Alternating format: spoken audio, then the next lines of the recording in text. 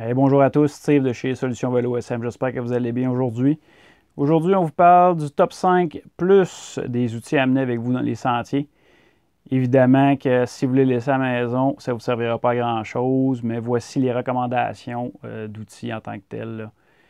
Indépendamment de la marque, de ce que vous devriez amener avec vous, justement, pour pallier à vos bris dans les sentiers ou sur la route, là, dépendant que vous fassiez du vélo de montagne ou du vélo de route. Sans plus attendre, on va commencer. Commencer ça avec un outil multiple, multifonction. En tant que tel, outil multifonction, pas tellement compliqué. Là, on parle de clé All-in, comme vous pouvez voir ici. On parle de tournevis. La plupart en ont un tournevis étoile, un tournevis plat. Ici, on a une Torx qui peut servir, une Torx 25 qui sert généralement pour les vis de rotor des disques de frein et certaines autres composantes de vélo. Autre chose très important qui est recommandé d'avoir sur l'outil multifonction va être un brise-chaîne ou un dérive-chaîne, dépendant comment vous voulez l'appeler. Ça va vous servir si jamais vous avez un bris de chaîne dans un sentier, évidemment, pour pouvoir raccorder votre chaîne ou carrément enlever votre chaîne si c'est un bris qui survient, exemple, au niveau du dérailleur ou qui vous empêcherait de garder votre chaîne sur le vélo pour pouvoir rouler en tant que tel, là. Autre chose de particulier sur ce brise-chaîne-là, c'est qu'on a la clé de rayon qui est intégrée au brise-chaîne ou dérive-chaîne. C'est quelque chose qui est quand même très pratique, là. Évidemment que si vous roulez en vélo de montagne, là, on le sait, là, des roches, des racines, ou si on fait des chutes, là, on peut crocher une roue. Si on croche une roue, avec un outil de rayon, on est capable de redresser quand même assez notre roue pour que si jamais elle ne passait plus dans le corps du vélo ou dans la fourche du vélo, on pourra la remettre assez droite pour pouvoir continuer notre randonnée. Pour poursuivre avec l'outil multifonction, dépendant des modèles que vous prenez, faites juste attention de vérifier quelles clés All-in sont inclus avec l'outil. Si on prend celui-là, on parle de 2 mm jusqu'à 8 mm. 8 mm, quand même, on n'a pas nécessairement besoin de s'en servir souvent sur un vélo, mais les vis de pédalier en tant que tel, pas de plateau, mais de pédalier ou des fois de pédale, utilisent des 8 mm. Ça pourrait donc vous sauver beaucoup de kilomètres à marcher si vous l'avez sur votre outil. Mais généralement, on vous recommande d'avoir un outil multifonction qui va pallier à tous les problèmes sur votre vélo. Puis si vous voulez voir un peu plus à long terme, justement, là, essayez d'avoir le plus d'outils possible dessus, tout en ayant quand même un bon rapport qualité-prix, là. Pour un outil comme celui-là, pour un Crank Brother, on parle d'environ 45 $ avant taxe. C'est quand même très abordable pour quelque chose qui va vous durer des années en tant que tel. Je ne me rappelle pas quand est-ce que j'ai acheté celui-là, mais ça fait très longtemps que je l'ai. Puis il m'a toujours servi. Puis il a servi plus souvent sur des vélos des autres que sur mon vélo. C'est des choses qui arrivent. Quand on a des outils, on n'a pas besoin des outils, mais quand on n'a pas d'outils, ben là, on a besoin de nos outils. Par la suite, pour pallier au bris des sentiers, on va y aller avec la chambre à air. Chambre à air, c'est quand même très important que vous rouliez avec ou sans chambre à air dans vos pneus. Pourquoi? Si vous roulez sans chambre à air, ça pourrait vous être utile. Parce que si jamais vous dérimez votre pneu ou que vous déchirez votre pneu, bien évidemment que votre scellant ne servira pas à grand-chose. Si vous n'êtes pas capable de rembarquer votre pneu, vous allez être obligé de mettre une chambre à air de toute façon dans le pneu.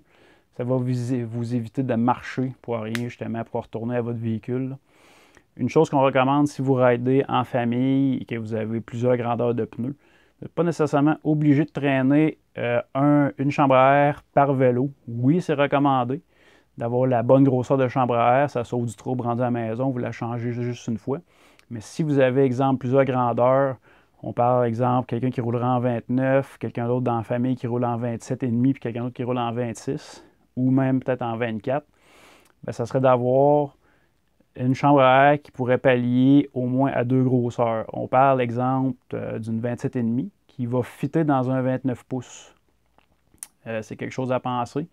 Au lieu d'avoir deux chambres à air, vous n'avez rien qu'une à traîner si vous faites des longues randonnées. Ça fait moins de stock, moins de poids à traîner. Fait que la 27,5, faites juste attention, si vous la mettez dans un 29, qu'elle soit au moins de la largeur du 29. Fait qu'en gros, si vous avez une chambre à air pour 2 vélos, ben, c'est d'avoir la chambre à air qui va être la plus large pour le pneu le plus large. Fait que si vous avez, exemple, un 27,5 par 2,4 comme pneu pour le 27,5, puis un 29 par 2,5 ou 2,6, ben ça serait d'avoir, exemple, une 27,5 qui couvrirait jusqu'à 2,6, comme ça, elle va faire dans les deux pneus. Vous allez avoir juste une chambre à air à traîner. Puis un coup rendu à la maison, ben, vous pourrez quand même mettre une 29 pouces dans votre pneu de 29 pouces, puis garder la 27,5 pour un spare pour la prochaine fois. C'est une chose à penser. Ça peut être la même chose pour les vélos pour enfants, évidemment. Faites juste attention, vélo pour enfants, là, souvent il y a des bonds de 4 pouces entre les grandeurs de pneus. Rendu là, c'est pas vraiment recommandé de mettre une chambre à air plus petite dans un plus grand parce que vous ne serez pas capable de les tirer ou elle va carrément éclater quand vous allez la gonfler dans le pneu. Suite à ça, si jamais vous ne voulez pas pantoute traîner une chambre à air ou vous avez tout simplement déjà épuisé votre chambre à air, un kit de rustine, c'est quand même de base. Ça ne vaut pas tellement cher. Comme ici, j'ai 2 kits. J'ai un kit avec de la colle, un kit avec colle patch, comme ici de Park Tool. On s'entend que le kit vaut 5$. Oui, à la grosseur que ça a, il y a plus de chances que vous le perdiez à long terme si jamais vous n'en servez pas beaucoup. Mais si vous faites un petit kit dans votre riding bag ou sur votre vélo, là, vous ne le perdrez jamais. C'est quelque chose qui peut être très utile. Puis l'avantage aussi de celui avec la colle, c'est que le cas échéant, vous pourriez réparer une déchirure dans un pneu par l'intérieur avec une rustine comme ça si jamais vous êtes mal pris. Si jamais vous n'avez rien d'autre, ça peut quand même vous servir, ça pourrait vous sauver beaucoup de troubles. Parce que si vous roulez avec un pneu déchiré, même avec une chambre à air, si la chambre à air sort du pneu, ben, vous risquez de la percer. Ou juste avec la pression, à un moment donné, elle va finir par éclater. Fait que vous allez briser votre chambre à air de toute façon. Un autre kit ici, c'est un kit que la colle est déjà installée sur les patchs. Très pratique quand on se fait manger par les mouches, même si on a mis du chasse-moustique. Que je ne ferai pas que je traîne le plus petit kit dans mon sac que je traîne ici à toutes mes sorties, même les sorties, je dirais, de moins de 3 heures. Si jamais je prévois rider plus longtemps et plus loin, ben, je vais évidemment avoir dans mon plus gros sac un kit de rustine avec de la colle justement pour pallier mes problèmes plus majeurs. Puis si jamais il y a d'autres problèmes avec mes pneus. Au lieu d'avoir, si jamais j'ai un problème avec ma chambre, pas juste ma chambre à air, mais mon pneu. Puis le kit, il n'est pas nécessairement plus gros. Là. Ça vaut à peine d'entraîner un. Suite à ça, ben, vous avez fait un flat. Bien, évidemment qu'il faut remettre de l'air dans les pneus avec une pompe. Dépendant des modèles, une chose qu'on recommande, surtout si vous avez des valves Presta sur vos vélos, c'est d'avoir une pompe avec un tuyau indépendant. Comme ça ne met pas de pression sur vos valves, surtout si vous roulez tubeless. Évidemment, ce modèle-là, le modèle Click de Crankbutter, est un très bon modèle, très bon rapport qualité-prix en aluminium en plus. Il est démontable, fait que vous pouvez le nettoyer, faire un petit service dessus pour vos cils pour remettre de la graisse si jamais il y a un problème. Puis comme j'ai dit, l'avantage, c'est que celui-là, il va se visser sur la valve, puis l'air ne sortira pas par le tuyau. Fait qu'il y a un anti-roto dessus. Après ça, vous faites juste connecter votre petit tuyau sur votre pompe comme ça. C'est un magnétique. Dépendant des systèmes, là, ils ne sont pas tous pareils. Il y en a qui vont se visser dessus, mais peu importe. On vous recommande quand même d'avoir un tuyau indépendamment. Justement, pas que votre valve, il y ait un stress dessus puis que ça brise soit votre seal tubeless ou que ça brise tout simplement votre valve parce qu'elle frotte sur le côté du rim. C'est une chose à prendre en considération durant l'achat de la pompe, d'essayer d'en avoir une avec un tuyau indépendant. Suite à cela, bien, évidemment que si vous faites un flat, tout dépendant du modèle de pneus que vous avez et de rim que vous avez, ça va vous prendre peut-être des leviers de pneus. Levier de pneus, là, je ne vous cacherai pas qu'il y en a plusieurs modèles. Comme celui-là ici, le KMC que j'ai, on peut défaire des maillons de chaîne, des mailles patentes ou des quick link, comme on les appelle, avec les leviers de pneus. Fait comme ça, si vous avez 2 outils en un, c'est quand même à privilégier si vous voulez avoir un kit plus complet dans le futur. J'ai un kit semblable à ça qui est juste ici, avec mon kit qui va sur mon sac. qui est un kit pas un peu plus haut de gamme en tant que tel, mais il est juste différent, là. Il n'est pas complètement en plastique, il y a des inserts en métal dedans. C'est vraiment une paire de pinces et des leviers de pneus. Avec les inserts en métal, là, je suis sûr de ne pas les casser. Puis justement, c'est plus facile quand ça avait le temps d'enlever un maillon sur une chaîne. La seule chose qu'on vous recommande, principalement avec les leviers de pneus, c'est de les prendre en plastique. Il y en a certains qui en ont en aluminium, c'est déconseillé, ça pourrait briser votre pneu. Ça pourrait briser la chambre à air plus facilement, puis ça pourrait briser votre rime ou votre fond de jante. Si c'est un fond de jante pour un tubeless, un rim tubeless, bien évidemment que si vous le percez, bien, il n'est plus tubeless. Fait que vous êtes obligé de l'arranger rendu à la maison. Donc ça couvre le top 5 des outils en tant que tel. Maintenant, le plus, tout dépendant si vous roulez avec une gourde ou pas.